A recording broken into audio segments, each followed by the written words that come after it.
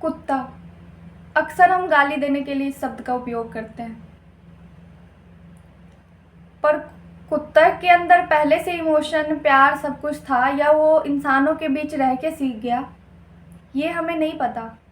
पर अगर हम मान भी लें कि वो इंसानों के बीच रहने से ये सब कुछ सीखा है, तो भी उसके अंदर वो सारी चीज़ें आ गई है जो इंसानों के अंदर नहीं आ पाई है, जो हम इंसानों से एक्सपेक्ट करते हैं।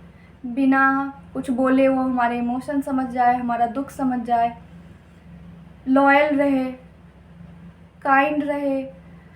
सिर्फ खाने के लिए हमारे पास नहीं आता है वो, आप कहीं चले जाओ तो वो ढूंढता रहता है। आप दुखी हो तो वो बेवजह आके पास बैठता है। इंसानों से कहीं ज़्यादा इमोशन या उसके अंदर है।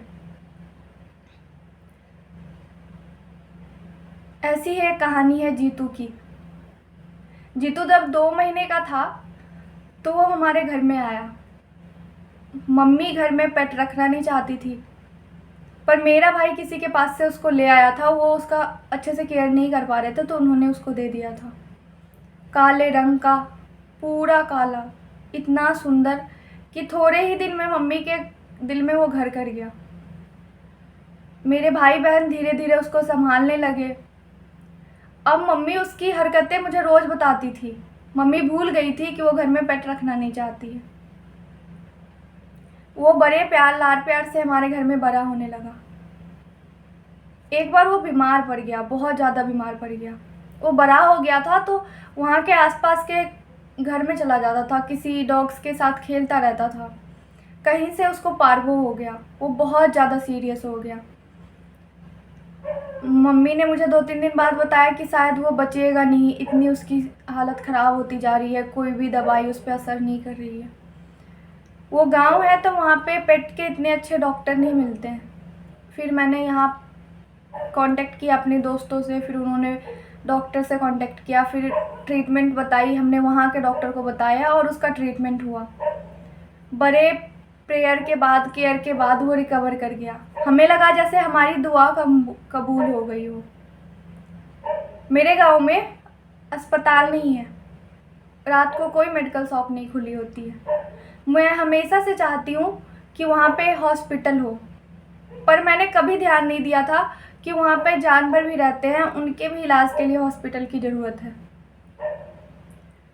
और शायद ये सवाल मेरे मन में आज तक रह गया कि मैंने ऐसा क्यों नहीं सोचा। एक दिन रात को जीतू को किसी खाने से एलर्जी हो गई। उसको जो भी बेसिक मेडिसिन थी, वहाँ जो भी डॉक्टर उपलब्ध थे, उसके हिसाब से हमने उसको दिलवाया। रात के 10-11 बजे वो बहुत सीरियस हो गया।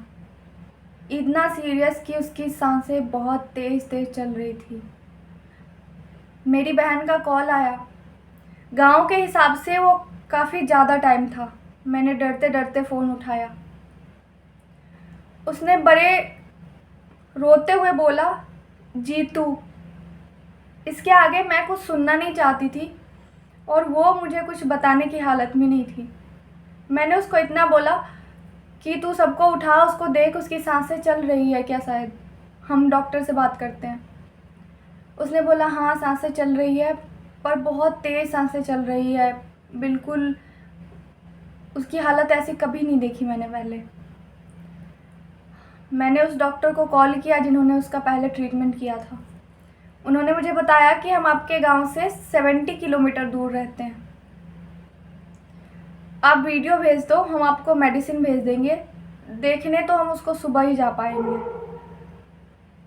उसने वीडियो भेजा। वीडियो भेजने के बाद उसने मुझे भी वीडियो कॉल किया दिखाने के लिए। वो इतना तड़प रहा था। उस मोमेंट में मैं इतना हेल्पलेस फील कर रही थी कि काश इसको कोई मेडिसिन मिल जाए, डॉक्टर मिल जाए, हॉस्पिटल मिल जाए, इसकी ये वाली तड़प ख़त्म हो जाए। कुछ देर वो मेरे सामने तड़पता रहा और मेरे से सवाल करता रहा कि अस्पताल का हक तो मेरा भी था। डॉक्टर ने दवाई लिख के भेजी कुछ देर में, पर वहाँ रात को सारी मेडिकल शॉप बंद हो जाती है, उसकी दवाई कहीं नहीं मिली। गांव में 1-2 आरएमपी हैं जो लोग सीरियस होते हैं तो वहाँ पे उनका केयर करते हैं, पर एक भी कोई डॉक्टर नहीं है वहाँ। हमने उनको कांटेक्ट किया पर वो डॉग था तो उन्होंने आने से मना कर दिया।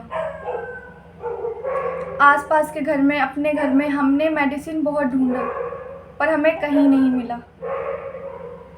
कुछ देर उसी तरह तड़पते तड़पते वो हमारे आंखों के सामने दम तोड़ दिया और अपने पीछे बहुत सारी यादें, बहुत सारे सवाल छोड़ गया।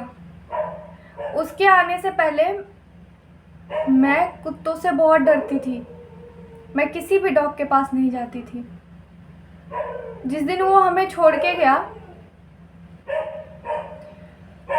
उस सुबह से मैंने गौर किया कि मैं किसी डॉग से नहीं डर रही हूँ। शायद मैं हर किसी में उसको ढूंढती थी, क्योंकि मैं मिल नहीं पाई थी उससे। मैं घर जाने के बाद उससे मिलना चाहती थी, बस कुछ वीडियो कॉल्स, कुछ फ़ोटोज़, कुछ उसकी बातें ही सुनी थी। उसने मुझे सिखाया कि बिना मिले भी किसी से बहुत प्यार हो सकता है। इतना प्यार कि उसके जाने के बाद आप हर किसी में उसको तलाशते रहो।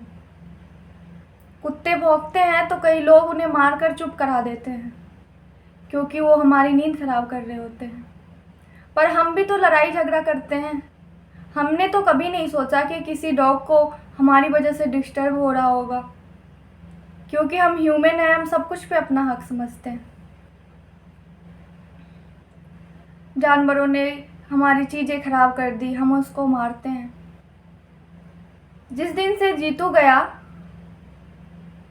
वो बहुत सारे सवाल मेरे अंदर छोड़ गया और मैं हर दिन हर किसी में उसको ढूंढती हूँ और बेबस फील करती हूँ कि काश उस दिन हमारे गांव में अस्पताल होता, डॉक्टर होते, दवाई की दुकान होती, तो वो आज हमारे पास होता। या नहीं भी होता तो वो उतनी बेचैनी के हालत में हमें छोड़ के नहीं जाता।